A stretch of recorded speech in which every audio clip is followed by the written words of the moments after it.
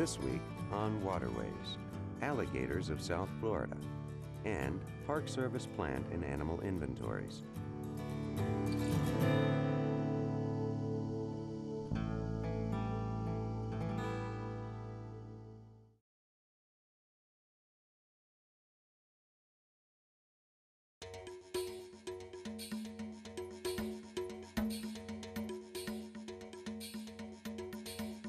The American alligator.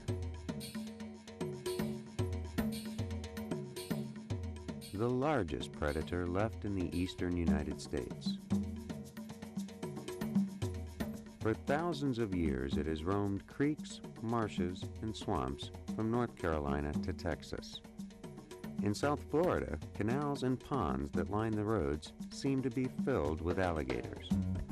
While the alligators we see along the road are in good shape, those that live in remote places in the Everglades National Park are not doing so well. Scientists are studying these Everglades alligators. Looking through the alligator's eyes may tell us what went wrong with the Everglades and how we can fix it. Over the past 100 years, the fortunes of the alligator have risen and fallen again. The first major threats to alligators were the guns and axes of market hunters. The alligator's underbelly makes excellent leather. For early settlers trying to wrest a living from South Florida's marshes, the trade in alligator hides was a windfall. Much like there was with the fur trade, there was an alligator trade. And so the hides of the alligators, and not only the hides, but the meat also, but the hides were of value. And so to people that were living out in rural areas, it would have been no different than trapping an otter. You know, alligator trades, the Native Americans, the Burdines and Stranahans and Brickell and people like that ran these trading posts. Well, you have a trading post and you're dealing in hides, whether they're alligator hides or whether they're furs. It really didn't make much difference. They were money, and that kept people alive.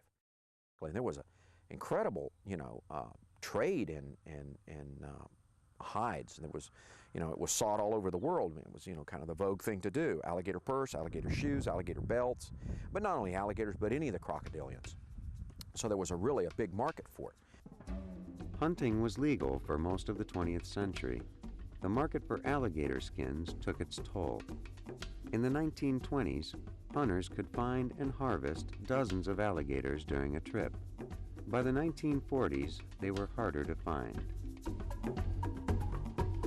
Numbers declined.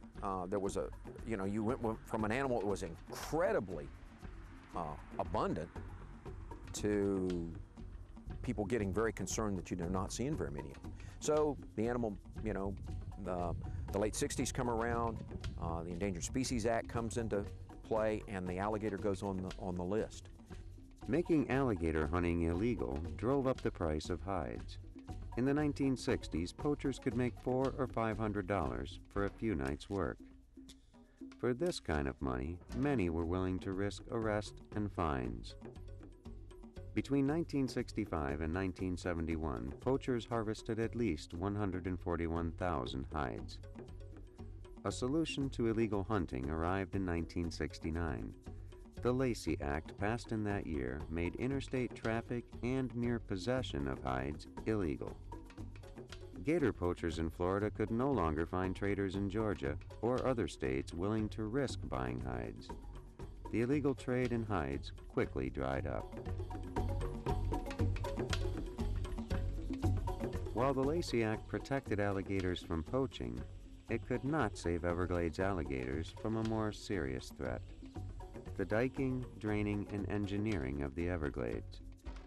For thousands of years in South Florida, the marshes have swelled with summer rain and dried out under the winter sun. During the wet summer, fish breed and multiply in the marsh. During the dry winter, life congregates in deep holes dug by the alligators themselves. Fish go to these gator holes to survive the drying of the marsh. Herons, spoonbills, and storks come to stalk the fish, and the alligator comes to stalk them all. An alligator's life is linked to the seasonal flooding and drying of the marshes. Everything they do, breeding, nesting, digging gator holes, and feeding, is governed by the seasonal rise and fall of the marshes. In the Everglades of today, the seasons do not control the rhythm of water. Canals, pumps, and schedules determine how much water the marshes get and when they get it. As a result, the alligator often gets too much or too little water. As early as the 1940s, scientists guessed that the draining of the Everglades was hurting the alligator. By the 1980s, they were certain, and they felt they knew exactly where the biggest problem was: at the alligator's nest. When they start doing their nest building in early summer, when those females place those nests, they're cued upon what the water conditions are, and it's almost like they're guessing on what the water conditions are going to be. So that's where they place it. If you get an unusual event, say a lot of rain or a management decision that puts more water into an area than would have been there naturally, then that can flood the nests out. And if it floods the nests out, then obviously you lose the production for that year.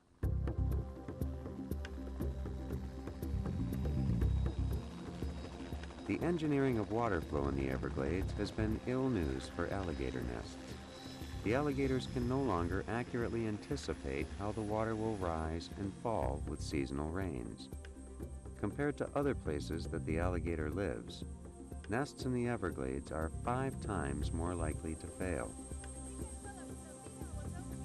We do aerial surveys, and of course probably the first thing you're going to ask is, well, how do you do this from the air? Well, the thing is, we're not looking for the alligators, we're looking for the nest. That's what we're looking for, because what we're really concerned about is how much reproduction's taking place in there, and we think if we can look at that reproduction, that can give us a good handle on maybe the health of this and the productivity of this, of the environment, really. So we use helicopters. We do set transects widths, and we fly around and locate along these transects, and we locate the nests.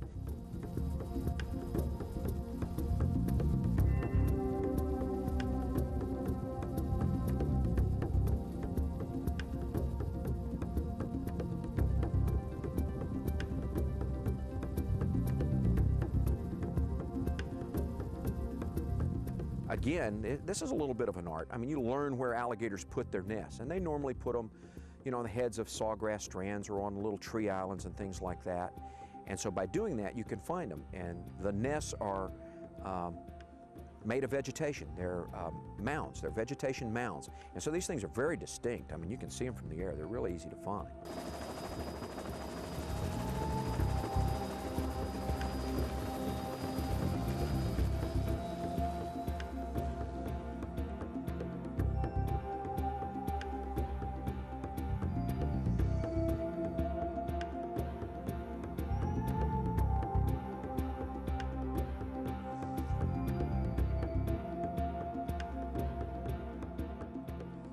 Once the team locates the nests, they later return and do nest checks.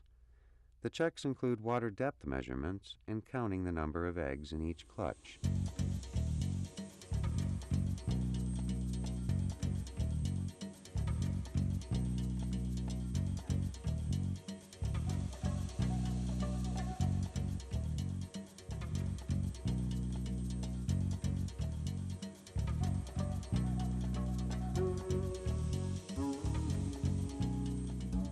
The state and federal governments are trying to recreate the natural flooding and drying of the Everglades marshes. Over the next 30 years, managers will be trying to make the marshes act more like they did 100 years ago. Sonny and his research team hope to be able to tell them when they have succeeded.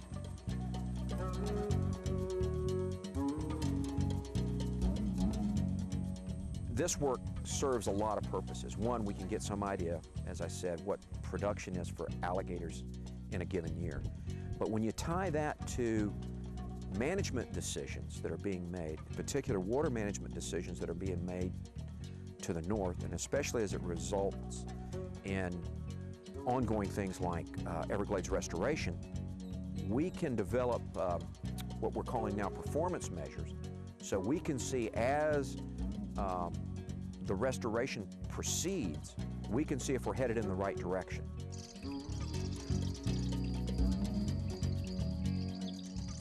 Sonny believes that what is best for the alligator will be best for the Everglades, and what is good for the Everglades is good for South Florida. If South Florida's fish, wading birds, and alligators are healthy, it is almost certain that our lands and waters will be healthy too. The Everglades is not an island, it's connected to everything around us. And that's what's so important about it. You know, if the system collapses, that means the areas that we live in are threatened. And I think everybody's concerned, would be concerned about that.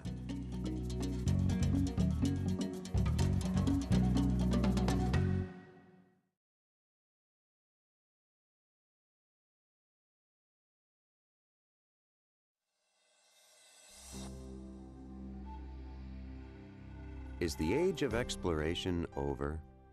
Are there new plant and animal species waiting to be discovered? The truth is, we don't know about all the species of plants and animals that share our planet. Of the many animals and plants we know, we often know little about how many live in one place, where they move from day to day, or from season to season. The managers of our national parks are working to close the gap in our knowledge of the fish, birds, mammals, reptiles, amphibians, and plants that inhabit our national parks. In 1999, Congress funded a program called the Inventory and Monitoring Program.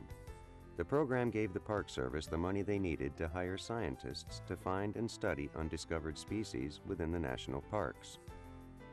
Matt Patterson coordinates the Inventory and Monitoring Program at U.S. national parks in South Florida and the Caribbean. The parks under his care include Everglades, Dry Tortugas, and Biscayne National Parks, Big Cypress National Preserve, Virgin Islands National Park, and Buck Island Reef National Monument in St. Croix.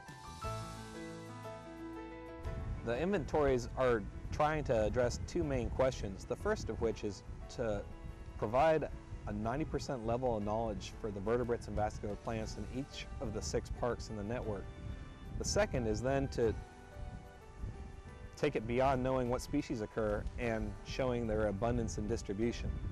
And so for many of the projects, because we're sampling in many sites, we can show the range of those species within the park and whether they're quantified by 1, 2, 3 or 1, 10, 100, 1,000. We're having a good way of then identifying frequency of occurrence and the whole population across the park or across the network. Most people may be surprised to know that even close to a large city like Miami, there are discoveries to be made. I guess the most exciting thing to me from the inventories thus far has been the amount of plant species that we've increased at Big Cypress and Biscayne. Biscayne has received about a 30% increase to their species list. Big Cypress is nearing a 20% increase to their species list. One of the most exciting finds was a population of Florida's rarest cactus, the semaphore prickly pear. In 2002, managers thought there were only a few plants left, all in the lower Keys. In 2002, scientists funded by the Park Service Inventory and Monitoring Program found another population containing hundreds of plants.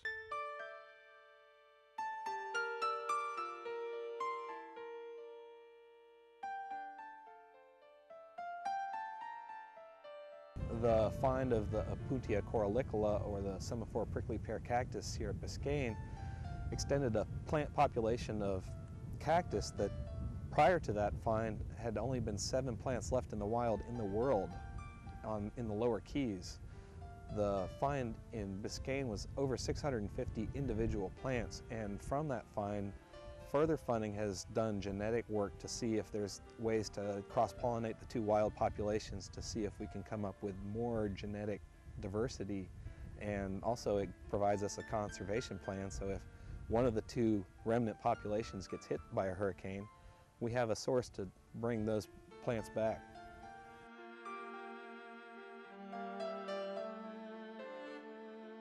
So by finding these additional 650, we now know that if the last 7 disappear in the lower Keys, we haven't lost an entire wild population of a certain species. Cures to cancer or other diseases may be found in the enzymes of some of these plants that protect them from pests. And so we really have to make sure that when we have rare things, we have to take care of them and keep an eye on them. So what's the big deal? So a few species of plants have been found. Why should regular people, the non-scientific folks, care? For one, more than 1/3 of all prescription medicines in use today are based on chemicals found in plants. Medicine for childhood leukemia is based on the rosy periwinkle.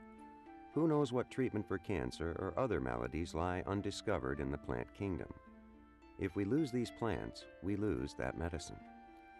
While much of Matt Patterson and his team's findings were adding to the list of species, some of their work was revealing the absence of certain species.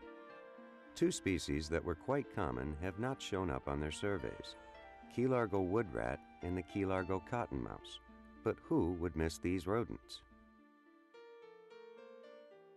Part of the value that national parks play is we try to, as much as possible, protect an entire ecosystem.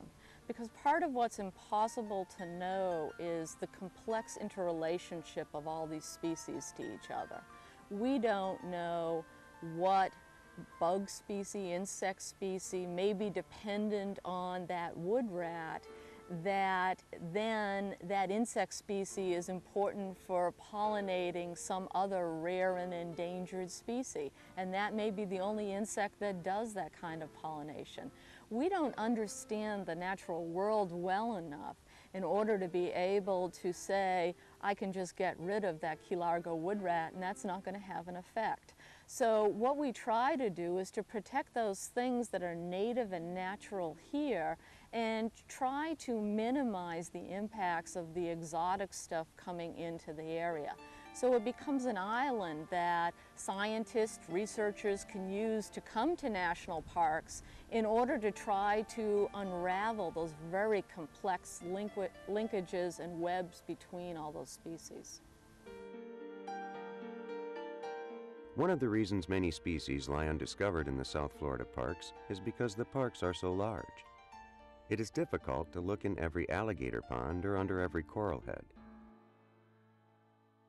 It does blow your mind when you think about trying to figure out what lives in nearly 2.5 million acres and trying to get a handle on how to spread out your sample points so that you cover the various habitats, whether they're cypress domes or pinelands or coral reefs or tropical hardwood hammocks or dry tropical forests such as the Virgin Islands.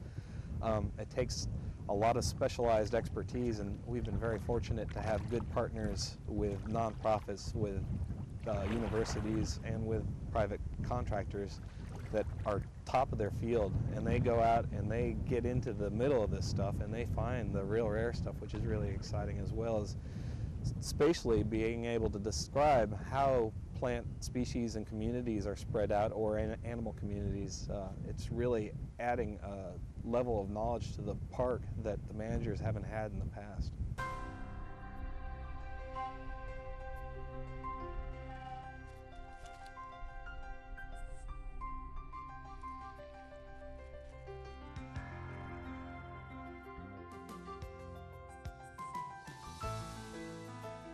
Another challenge facing managers is the fact that animals don't often live their whole lives, or even a whole year, in one place.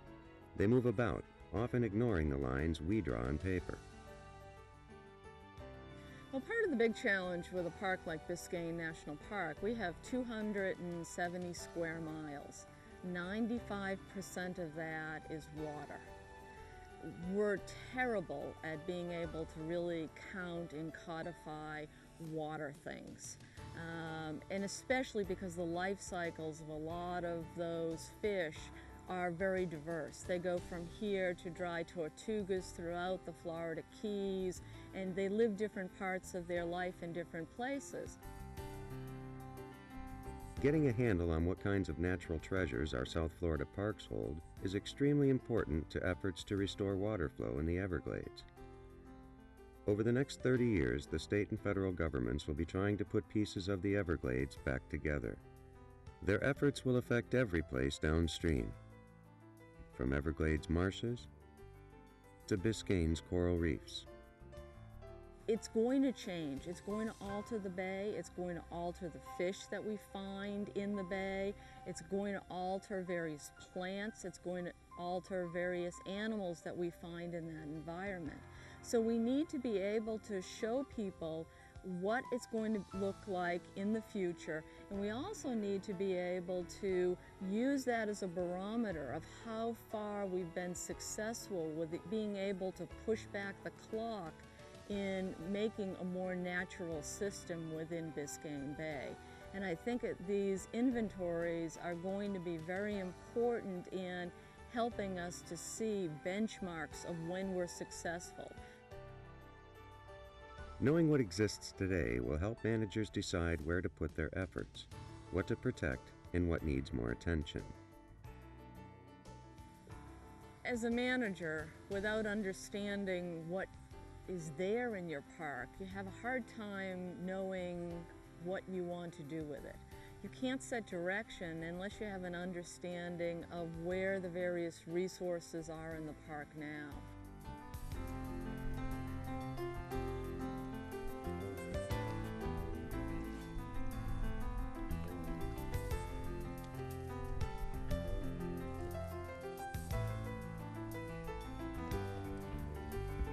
This is a really exciting time for the National Park Service because for the first time that I can think of, they're really taking a very proactive approach to finding out what naturally occurs in each of these parks.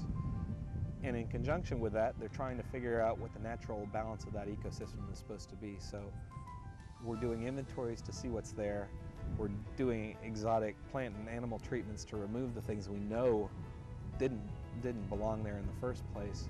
And we're doing restoration to try to bring these things back to where they're supposed to be. The national parks are supposed to be set up so that we can provide for future generations a non-impaired ecosystem. And so to understand that ecosystem better through inventory work, through monitoring, and through restoration, the Park Service is going to have a better idea from this data on how we need to craft these places. The inventory and monitoring program is essential for the conservation of the lands and waters that lie within our national parks. It is a tool managers will use to make sure our parks and the animals and plants that inhabit them exist for years to come.